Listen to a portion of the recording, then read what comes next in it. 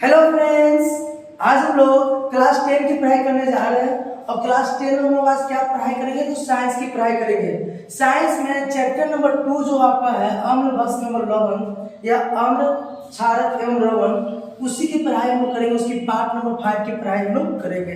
पिछले पार्ट में हम लोग अम्ल का प्रकार, भस्म के प्रकार, है ना, अम्ल भस्म में अंतर, दोनों का गुण, फिर उसके बाद हम लोग क्या पढ़ रहे थे, पीएच स्केल, सूचक, ये सब की पढ़ाई कर चुके हैं। उसके बाद हम आपको क्या कहते हैं, दो टेबल लिए थे, है ना, बैठने के लिए नहीं, याद करने के लिए। दो टेबल था। एक टेबल में आपको क्या था, बहुत सारे पदार्थों का पीएच मान था, और दूसरे टेबल में क्या था, तो कुछ ऐसे पदार्थ का नाम था जिसमें कौन कौन से अम्ल पाए जाते हैं वो बताया गया था। तो वो आप अच्छी तरह से याद कर लिए होंगे। और आज की पढ़ाई में हम लोग पढ़ेंगे क्या, तो दैनिक जीवन में पीएच का महत्व। पिछले इसका जो पार्ट था उसमें हम पढ़े ना, पीएच स्केल क्या होता है और किस किस पदार्थ का पीएच मान कितना होता है, वो हम लोग पढ़ चुके हैं ना। तो आज हम लोग पढ़ेंगे दैनिक जीवन में, हम लोग का जो डेली लाइफ है, हम लोग के डेली लाइफ में पीएच का क्या महत्व है, पीएच का क्या असर होता है हम लोग के डेली लाइफ में, वो पढ़ेंगे। इसके बाद हम इसको साफ करेंगे, और साफ करने के बाद आपको पढ़ाएंगे लवण। इसको हम साफ करेंगे, और साफ करने के बाद आपको क्या पढ़ाएंगे, लवण। ठीक है, तो इसको साफ हम करने वाले हैं, तो इसलिए आप इसको पहले क्या कीजिए, स्क्रीनशॉट ले लीजिए। स्क्रीनशॉट ले करके आप इसको कॉपी में क्या कर सकते हैं, नोट कर सकते हैं, है ना। कॉपी में जब आपका नोट्स हो जाएगा तो कई बार आपको जब जरूरत पड़ेगा तब आपको फिर से वीडियो देखने की जरूरत नहीं पड़ेगा। कॉपी देख के क्या कर सकते हैं, उसको रिवाइज कर सकते हैं। समझ में आया? तो चलिए जल्दी से इसको क्या कर लीजिए, स्क्रीनशॉट ले लीजिए। और सिर्फ स्क्रीनशॉट लेके छोड़ना नहीं है, इसको कॉपी में भी लिख लेना है। चलिए, उम्मीद है कि आप स्क्रीनशॉट इसका ले लिए होंगे। अब चलिए इसको हम शुरू करते हैं।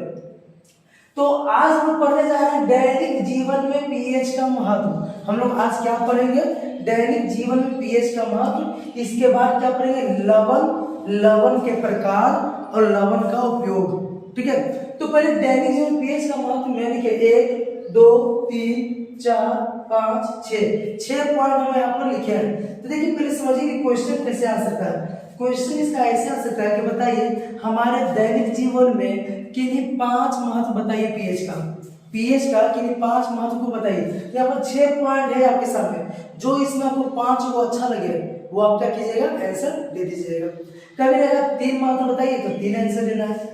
कभी ऐसा भी रहेगा कि किसानों को खेत में चूना छिड़कते हुए आप देखे होंगे, ऐसा वो क्यों करते हैं, मतलब किसान खेत में चूना क्यों छिड़काव करते हैं, चूना का छिड़काव क्यों करते हैं, उसका भी आंसर यहीं पर मिल जाएगा। ठीक है, इसके बाद ऐसे भी रहेगा कि हम लोग जो पेट में एसिडिटी होता है वो कैसे होता है, एसिडिटी जो होता है वो कैसे होता है, उसको वो दूर कैसे करते हैं। फिर ऐसा भी क्वेश्चन आएगा कि सर तांबा का जो बर्तन होता है, तांबा पित्तल का जो बर्तन होता है, उसको वो नींबू से रगड़ के साफ करते हैं, क्यों। ठीक है ना, ये क्वेश्चन आता है, ये आ भी चुका है कि तांबे या पित्तल के बर्तन को नींबू से साफ किया जाता है, क्यों। ये उसका भी आंसर हम इसी में जानेंगे।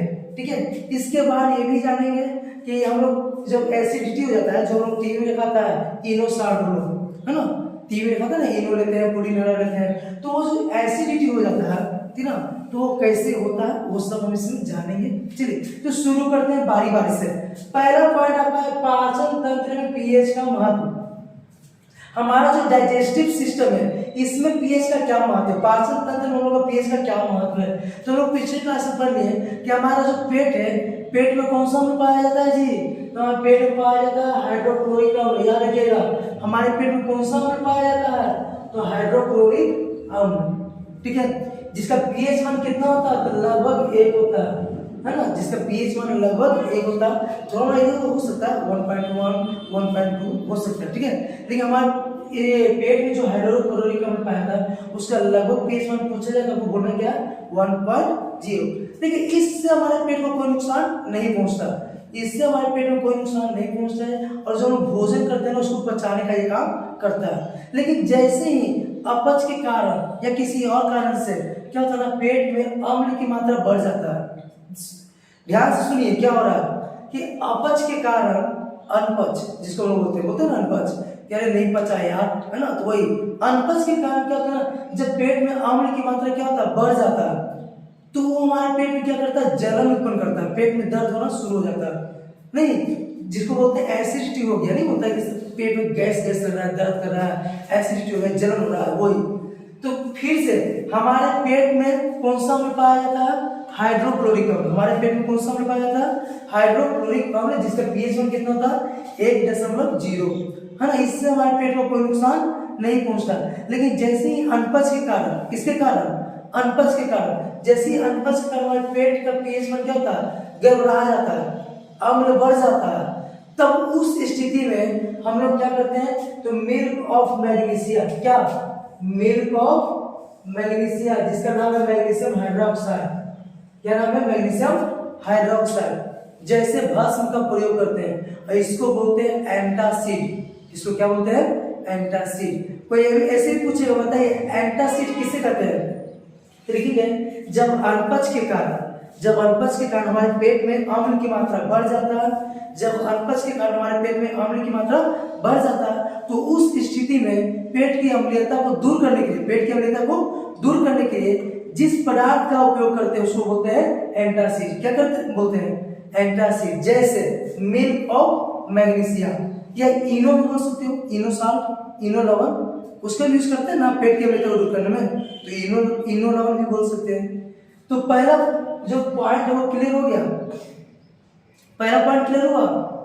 एसिडिटी कैसे होता है समझ आ गया। हमारे पेट में कौन सा अम्ल पाया जाता है? हाइड्रोक्लोरिक अम्ल। pH 1 से कितना होता है? 1.0। इस समय पेट को नुकसान है? नहीं है। लेकिन जब अनपच होता है तो उसके कारण क्या होता है? पेट में किसकी मात्रा बढ़ जाता है? अम्ल की मात्रा बढ़ जाता है। और अम्ल की मात्रा बढ़ने से क्या होता है? हमारे पेट में क्या होने लगता है? गुरगुर गुरगुर नहीं, हमारे पेट में क्या होने लगता है? हाँ वही होता है।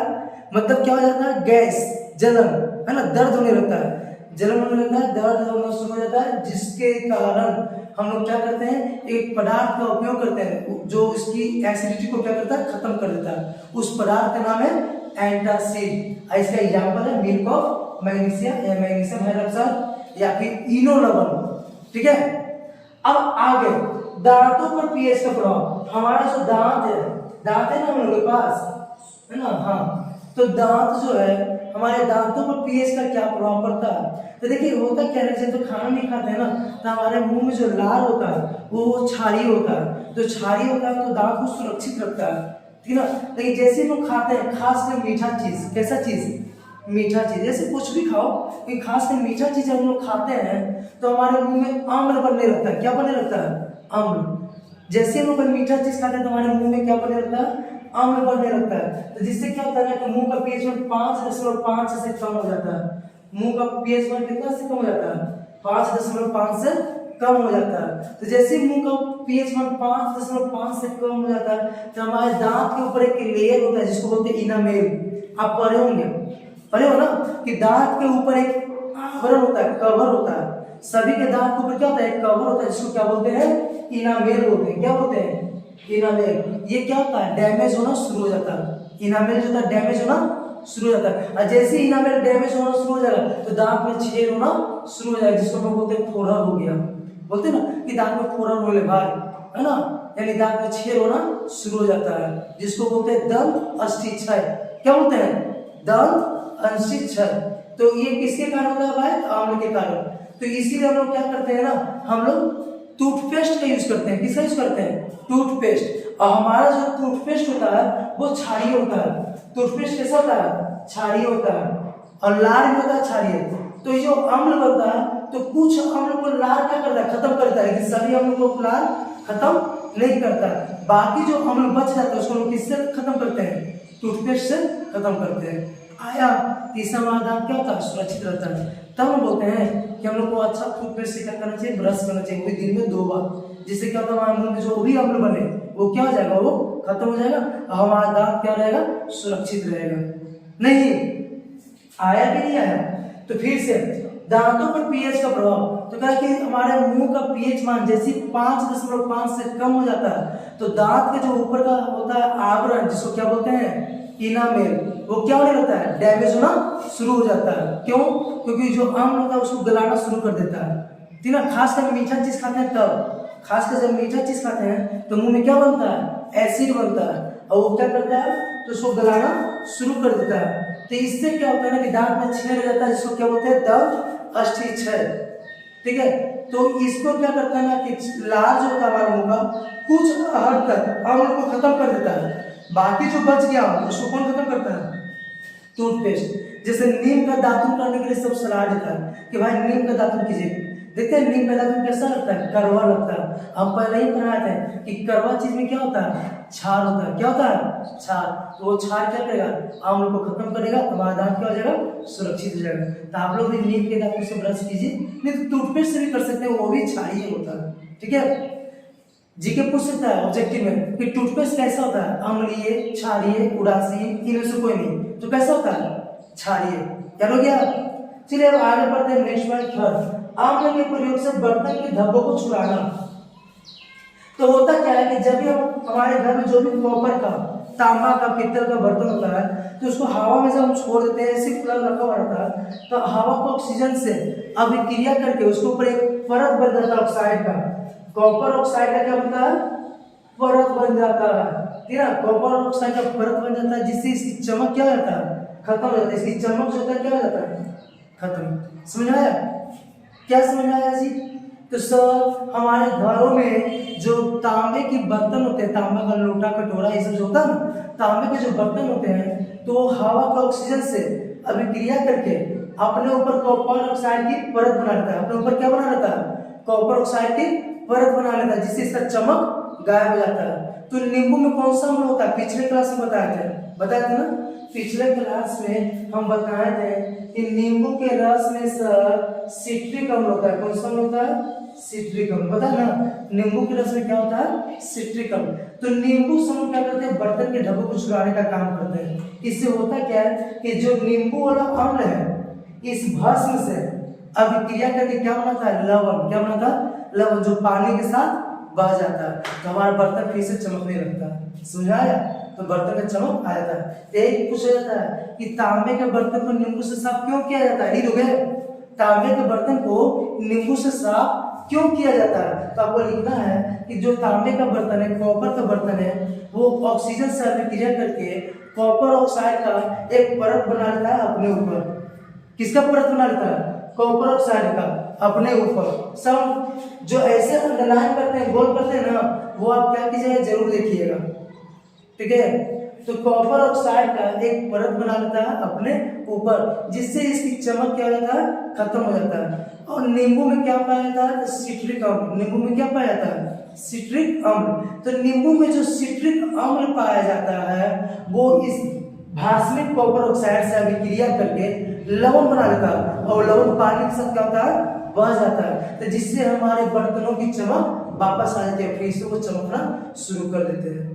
ठीक है, अब मिट्टी का पीएच कर रहा है कि मिट्टी का पीएच मान जब 7 रहेगा या 7 के आसपास रहेगा, तो भाई खेती बहुत अच्छा होगा उसमें, मतलब उसमें फसल अच्छा उगेगा। समझ आ रहा है? जब मिट्टी का पीएच मान कितना रहेगा? 7 या 7 के आसपास, तो उसका जो फसल है वो क्या होगा? अच्छा होगा।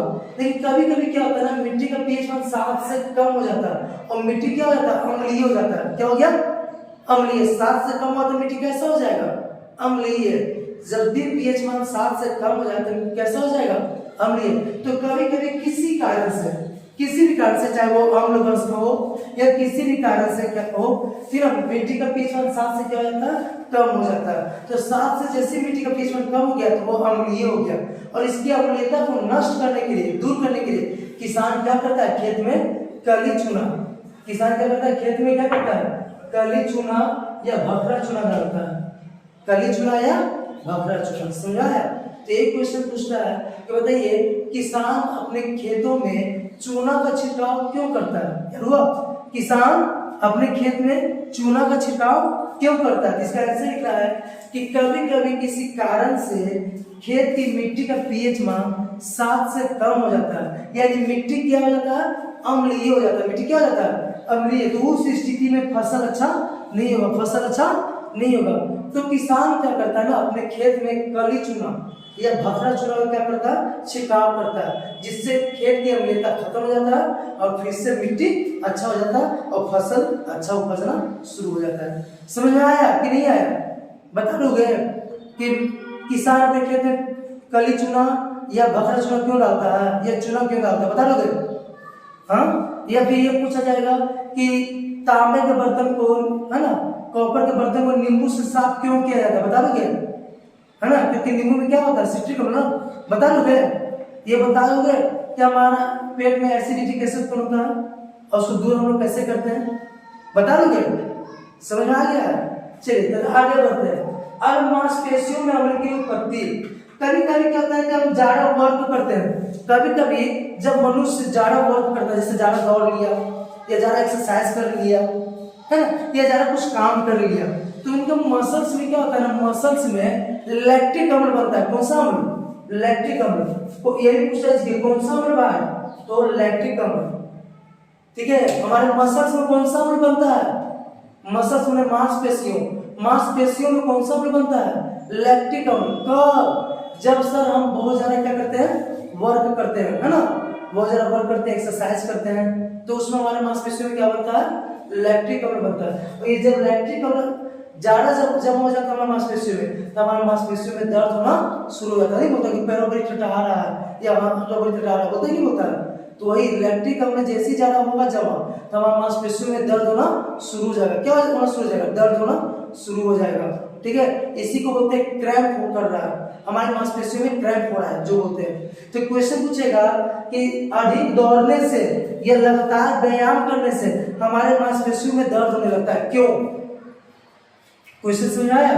अधिक दौड़ने से, लगातार व्यायाम करने से हमारे मांसपेशियों में दर्द होने लगता है, क्यों, तो देखिए अधिक दौड़ने से या लगातार व्यायाम करने से हमारे मांसपेशियों में कौन सा अम्ल बनता है भाई, तो लैक्टिक अम्ल। कौन सा अम्ल बनता है, लैक्टिक अम्ल। जब यही अम्ल अधिक मात्रा में जमा हो जाता है तो हमारे मांसपेशियों में कड़ापन हो जाता है, कड़ा हो जाता है मांसपेशियों, मसल्स जो होता है वो हार्ड हो जाता है, ठीक है, और उसमें दर्द होना शुरू हो जाता है। समझ आया कि नहीं आया।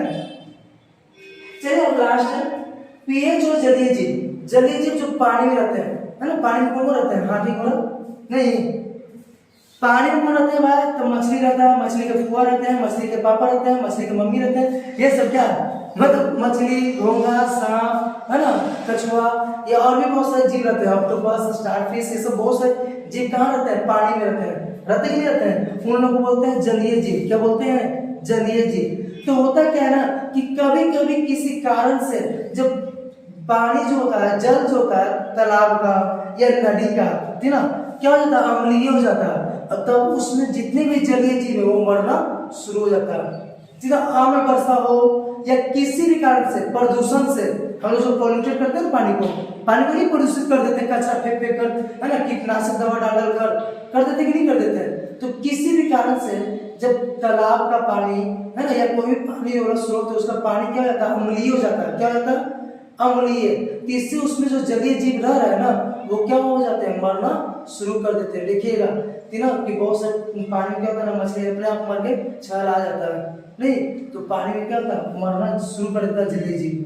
तो इसमें भी क्या होता है, पीएच का प्रभाव पड़ता है। तो ये हमारा डेली लाइफ में पीएच मान का क्या महत्व है, क्या प्रभाव है। अब इसके बाद हम आपको बोले कि लवण पढ़ाएंगे। क्या पढ़ाएंगे, लवण। तो इसके हम बोले थे कि बोर्ड को साफ करना होगा। अगर शुरू में आप पीएच का स्क्रीनशॉट ले लिए हैं तो अभी भी आप इसका स्क्रीनशॉट ले सकते हैं। अब हम इसको जा रहे हैं साफ करने। साफ करने के बाद फिर आपको बताएंगे क्या, लवण। तो चलिए इसको साफ करते हैं। तो फ्रेंड्स अब हम लोग पढ़ने जा रहे हैं लवण। क्या पढ़ेंगे हम लोग, लवण। तो लवण क्या होता है, लवण जिसको आम भाषा में, बोलचाल की भाषा में हम नमक भी बोल सकते हैं। लेकिन ध्यान रखने की बात यह है कि सभी जो लवण होता है उसका हम नमक के रूप में हम यूज नहीं करते, ठीक है। बहुत लोग यही समझ लेते हैं कि वो कोई भी लवण जो होता है वो क्या होता है, नमक होता है। तो ऐसी बात नहीं है। सभी लवण का यूज हम लोग नमक के रूप में नहीं कर सकते। बस बच्चों को समझाने का भूल जाता है कि भाई जो नमक खाते हो ना, उसी को हम लोग पढ़ने जा रहे हैं, लवण को पढ़ने जा रहे हैं, ठीक है। नमक लवण होता है, लेकिन सभी लवण का उपयोग नमक के रूप में हम लोग नहीं कर सकते। तो उसी लवण के बारे में पढ़ने जा रहे हैं, लवण। लवण होता क्या है, तो लिख रहा है कि जब भी कोई अम्ल भस्म से क्रिया करेगा, अम्ल भस्म से क्रिया करेगा तो लवण और जल बनता है। समझाया, जब भी कोई अम्ल भस्म से क्रिया करेगा तो क्या बनेगा, लवण और जल। समझाया कि नहीं आया। जैसे HCl ये अम्ल है, NaOH ये क्या है, लवण है, सॉरी भस्म है, ये अम्ल है, और ये अम्ल भस्म सब क्रिया करके क्या बना दिया, लवण और जल। यहाँ देखिए HCl से Cl लिया गया है और NaOH से Na लिया गया है, और Na और Cl मिलकर क्या बना है, NaCl, है ना, है कि नहीं है। तो ये तुम्हारा क्या बन गया, लवण। फिर से हम बोल देते हैं कि सबसे पहले आप इसका क्या कर लीजिए, स्क्रीनशॉट ले लीजिए। अभी साफ सुथरा है, स्क्रीनशॉट ले लीजिए। बताने के क्रम में ये क्या हो जाएगा, गंदा हो जाएगा। जब इसको समझाएंगे तो समझाने के क्रम में ये क्या हो जाएगा, गंदा हो जाएगा। अभी साफ सुथरा है तो आप सबसे पहले इसको क्या कीजिए, स्क्रीनशॉट ले लीजिए। स्क्रीनशॉट ले लेने से क्या होगा कि आप इसको आराम से कॉपी में नोट्स कर सकते हो। आप कॉपी में नोट्स कर लोगे तो एक आपका अच्छा सा नोट्स तैयार हो जाएगा। ऐसा ना, कॉपी में इसको नोट कर लीजिएगा तो एक आपका अच्छा से नोट्स तैयार हो जाएगा। इसलिए जल्दी से इसका स्क्रीनशॉट ले लीजिए, ले लीजिए स्क्रीनशॉट। हाँ तो जल्दी से स्क्रीनशॉट ले लीजिए। चलिए अब देखते हैं फिर से लवण क्या है भाई, तो जब भी किसी अम्ल को भस्म से अभिक्रिया करवाते हैं, अम्ल को भस्म से अभिक्रिया करवाते हैं तो हमें क्या प्राप्त होता है, लवण और जल। ठीक है, लवण और जल। लवण में दो मूलक होता है, पता है ना, लवण में दो पार्ट होता है, दो पार्ट। लवण में कितने पार्ट, दो पार्ट। प्रत्येक लवण में दो पार्ट होता है। एक पार्ट जो होता है वो तुम्हारा कहां से आता है, भस्म से। एक पार्ट जो होता है वो कहां से आता है, अम्ल से। तो वह पार्ट जो तुमको भस्म से प्राप्त होता है उसको बोलेंगे भास्मिक मूलक। क्या बोलेंगे, भास्मिक मूलक। सुने लवण में दो मूलक, लवण में कितने मूलक, आपको साफ दिख रहा है कि लवण में दो मूलक है, दिख रहा है ना। तो लवण में कितने मूलक होते हैं, दो। तो वह मूलक जो भस्म से प्राप्त होता है उसको क्या बोलेंगे, भास्मिक मूलक। यहाँ पर समझा ना, भास्मिक मूलक कौन है, Na। अब भास्मिक मूलक पर प्लस चार्ज होता है, धनावेश मतलब प्लस चार्ज। ऐसा ना, भास्मिक मूलक पर कौन सा चार्ज होता है, प्लस चार्ज। धनावेशी का मतलब होता है प्लस चार्ज। कोई दिक्कत। और दूसरा पार्ट जो होता है वो किससे आता है, अम्ल से। तो वह पार्ट, वह मूलक जो कहां से आता है, अम्ल से। वह मूलक जो कहां से प्राप्त होता है, अम्ल से, उसको क्या बोलेंगे, अम्लीय मूलक। क्या बोलेंगे, अम्लीय मूलक। याद हुआ, वह मूलक जो अम्ल से प्राप्त होता है, वह मूलक जो अम्ल से प्राप्त होता है उसको क्या बोलेंगे, अम्लीय मूलक। कोई दिक्कत। चलिए अब अम्लीय मूलक में क्या होता है, ऋणावेशी मतलब माइनस चार्ज, है ना। भास्मिक प्लस, धनावेशी में प्लस चार्ज। अम्लीय है, ऋणावेशी। इसमें अम्ल वाला कौन सा पार्ट, ये ना, अम्ल ये है, अम्ल में Cl बनाया है तो Cl आपका हो गया अम्लीय मूलक। इसमें कौन सा चार्ज होगा, माइनस। ठीक है। चलिए अब लवणों के प्रकार, लवण के कितने प्रकार होते हैं, लवण के कितने वर्ग होते हैं। तो लवणों को तीन वर्गों में बांटा गया। कितने वर्गों में बांटा गया, तीन। और बहुत इजी है, ध्यान से सुनिएगा, तुरंत समझ में आ जाएगा। लवण के तीन प्रकार, सामान्य लवण, इसी को बोलते हैं उदासीन लवण। अम्लीय लवण, वो अम्ल जैसा होता होगा, नहीं। भास्मिक लवण, भस्म जैसा होता होगा। देखिए सामान्य लवण, उदासीन लवण। तो जब कोई प्रबल अम्ल, प्रबल भस्म से क्रिया करेगा तो जो लवण बनेगा उसको बोलेंगे सामान्य लवण। इजी कीजिए। जब कोई प्रबल अम्ल, पहले सब प्रबल अम्ल क्या होता है, दुर्बल अम्ल क्या होता है, तब आपको शुरू में ही बता दिए हैं। पार्ट नंबर जो 2 या 3 होगा, 2 में या 3 में ही बता चुके हैं आपको कि प्रबल अम्ल क्या होता है, प्रबल भस्म क्या होता है, दुर्बल अम्ल क्या होता है, दुर्बल भस्म। आप वहां पर जाकर देख सकते हो। अगर आपको नहीं पता कि प्रबल अम्ल क्या होता है, प्रबल भस्म क्या होता है, इसका शुरू वाला पार्ट देख लीजिए, आपको पता चल जाएगा। अभी बस समझिए कि जब भी कोई प्रबल अम्ल, प्रबल भस्म से क्रिया करेगा तो क्या बनेगा, उदासीन लवण या सामान्य लवण। समझ आ गया। जब भी कोई प्रबल अम्ल, प्रबल भस्म से क्रिया करेगा तो क्या बनेगा, उदासीन लवण और सामान्य लवण। इसका एग्जांपल यहाँ पर आपको लिखा हुआ है, NaCl, KCl, NH4Cl, Na2SO4 और भी बहुत सारा चीज होता है। ठीक है। अब इसका pH मान कितना होगा, तो 7। क्यों 7 होगा जी, तो सर ये उदासीन हो जा रहा है सर। अब हम पढ़े पिछले पार्ट में, अभी तो पढ़ाए थे कि उदासीन विलयन का pH मान कितना होता है, 7। उदासीन का कितना होता है, 7। ये उदासीन लवण है ना, इसका pH मान कितना होगा, 7। समझ में आया या नहीं आया, आ गया। चलिए अब हम पढ़ेंगे अम्लीय लवण। तो ध्यान से कि अम्लीय लवण, इसमें अम्लीय है ना तो प्रबल अम्ल हो जाएगा और दुर्बल क्या हो जाएगा, भस्म। ठीक है। अम्लीय लवण तो प्रबल कौन हो जाएगा, अम्ल, और दुर्बल कौन हो जाएगा, भस्म। तो बोलना है कि जब कोई प्रबल अम्ल दुर्बल भस्म से क्रिया करेगा तो जो लवण बनेगा उसको क्या बोलेंगे, अम्लीय लवण। इजी है कि नहीं इजी है? जब कोई प्रबल अम्ल दुर्बल भस्म से क्रिया करेगा तो जो अम्ल बनेगा उसको बोलेंगे अम्लीय लवण। तो अम्लीय लवण के से पीएच मान क्या होगा, 7 होगा, 7 से कम होगा या 7 से ज्यादा होगा, 7 से कम होगा, क्योंकि अम्ल का पीएच मान क्या होता है, 7 से कम होता है। तो इसका भी पीएच मान क्या होगा, 7 से कम होगा। ठीक है, इसका एग्जांपल आप याद रख लीजिएगा। अगला भास्मिक लवण, या भस्म है तो प्रबल कौन होगा, भस्म, जो नाम वही प्रबल होगा। तो सर यहाँ कोई नहीं था, यहाँ दोनों प्रबल, अम्ल भी प्रबल भस्म भी प्रबल। तो सामान्य लवण किसको होते हैं, तो जब प्रबल अम्ल प्रबल भस्म से अभिक्रिया करेगा तो जो लवण बनेगा उस लवण को क्या बोलेंगे, सामान्य लवण या उदासीन लवण। पीएच मान 7। अम्लीय लवण तो सब प्रबल अम्ल दुर्बल भस्म से क्रिया करेगा, प्रबल अम्ल दुर्बल भस्म से क्रिया करेगा तो जो लवण बनेगा उसको बोलेंगे अम्लीय लवण। पीएच मान 7 से कम। भास्मिक लवण, भास्मिक लवण किसको बोलेंगे, तो भास्मिक है ना, तो प्रबल भस्म, क्या प्रबल भस्म दुर्बल अम्ल से क्रिया करेगा, प्रबल भस्म दुर्बल अम्ल से अभिक्रिया करेगा तो जो लवण बनेगा उसको बोलेंगे भास्मिक लवण। इजी कि नहीं? इसका पीएच मान क्या होना चाहिए भाई, 7 से अधिक, 7 से अधिक होना चाहिए। इसका पीएच मान जो होता है वो 7 से अधिक होता है। एग्जांपल आप याद कर लोगे, कोई दिक्कत? तो लवण समझ आ गया, लवण के प्रकार समझ में आ गया। अब पूछा है तो बताइए लवण के क्या क्या गुण होते हैं, लवण के क्या क्या गुण होते हैं। देखिएगा लवण के निम्न गुण होते हैं और उसमें भी यही पॉइंट दे दीजिएगा तो चल जाएगा काम, कोई दिक्कत नहीं है। ये भी लवण का गुण ही है, ठीक है। तो लवण का गुण पूछेगा तो उसमें भी ये आप लिखोगे तो काम हो जाएगा। आया कि नहीं आया? ये लवण का प्रकार पूछे या गुण पूछे तो यहाँ पर सेम चीज है। अब लवण बहुत प्रकार के हैं, इस बुक में आपको इस चैप्टर में डिफरेंट टाइप्स ऑफ साल्ट पढ़ना होगा, बहुत सारे टाइप पढ़ना होगा लवण का। तो सबसे पहला जो लवण है उसका नाम है सोडियम क्लोराइड। क्या नाम है?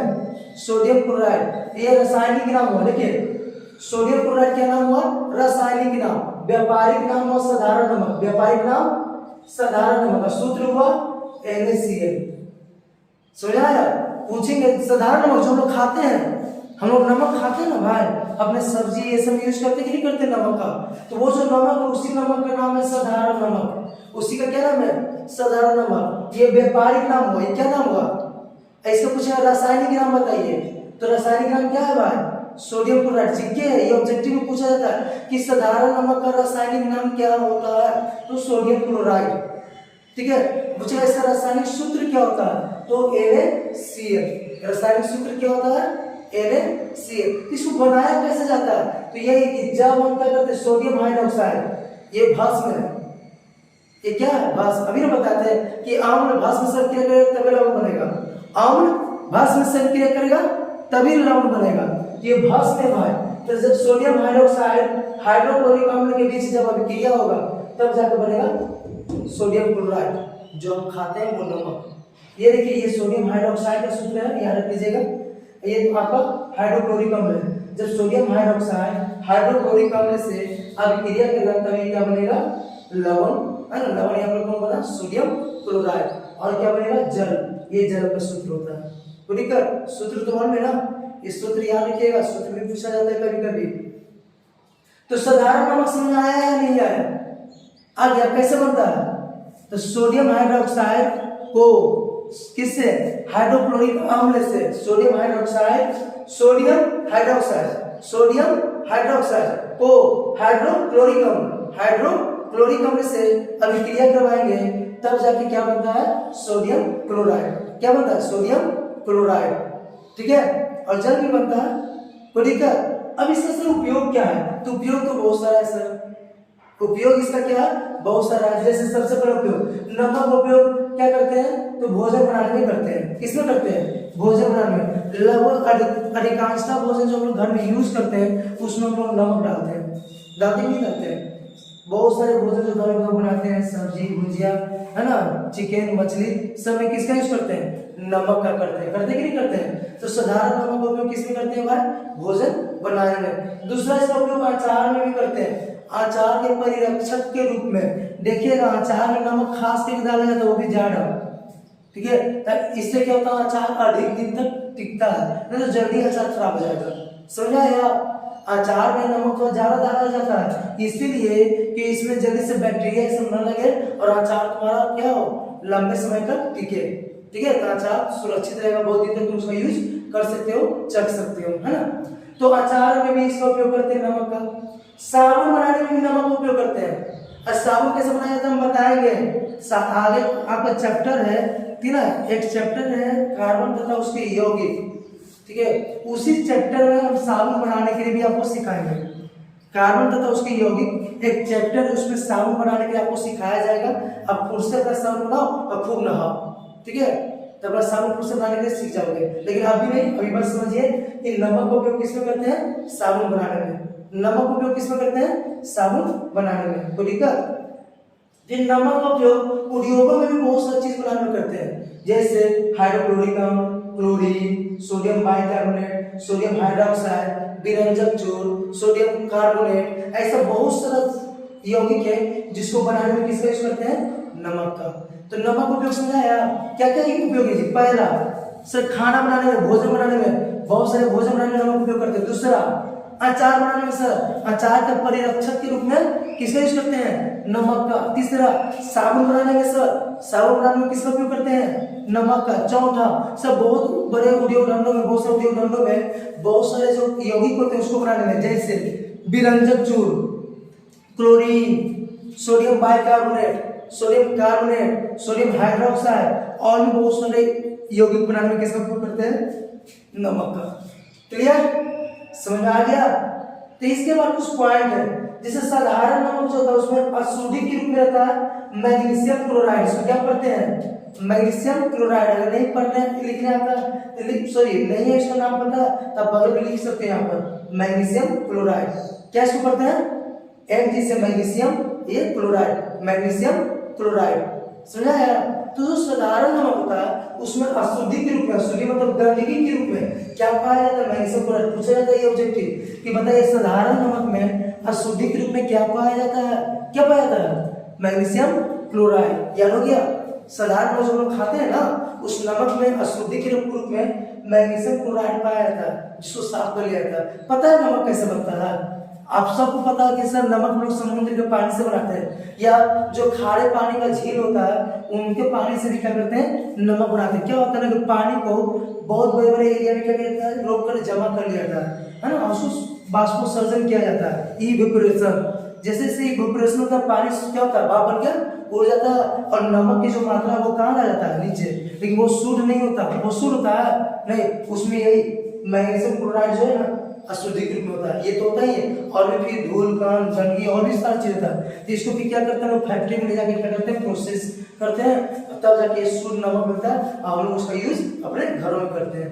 आया नेक्स्ट, साधारण नमक में KiO3, ये क्वेश्चन देखे एक दो बार देखे कि आया क्वेश्चन। साधारण नमक में KiO3 और Ki मिलाकर उसको आयोडीन नमक बनाया जाता है। ठीक है, सभी नमक आयोडीन नमक नहीं होता, उसको आयोडीन नमक बनाना पड़ता है।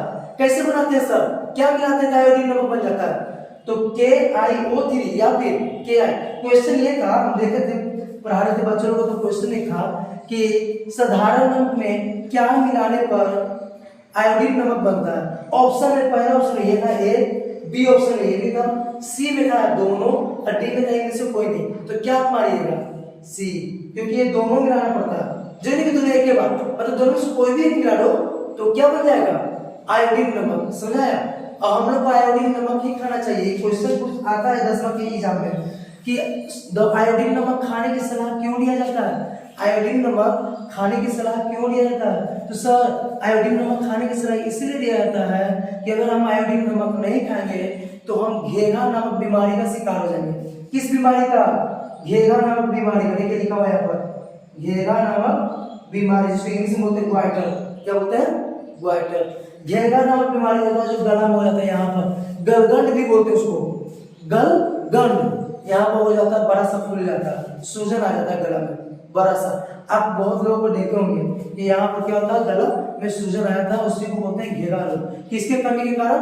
आयोडीन नमक की कमी के कारण, आयोडीन की कमी के कारण। इसलिए हम लोग को कौन सा नमक खाना चाहिए? आयोडीन नमक। आया समझ ना, कोई दिक्कत? दूसरी बात, आयोडीन नमक खाने से और क्या होता है ना कि हमारा शारीरिक और मानसिक विकास सही से होता है। अगर आयोडीन की कमी हो ना तो सही से शारीरिक विकास भी नहीं हो पाएगा और मानसिक विकास भी सही से नहीं होगा।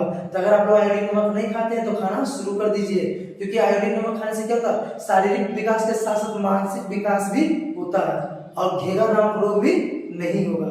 समझ आ गया? आयोडीन नमक कैसे बनाते हैं भाई? तो साधारण नमक में क्या मिलाते हैं? आयोडीन नमक होता है KiO3 और Ki। समझाया? एक नमक और होता है, आप उसको ज्यादा यूज देखे होंगे, पूजा ये सब यूज किया जाता है। उस नमक का नाम है सेंधा नमक। नाम सुने हैं? सेंधा नमक या फिर काला नमक।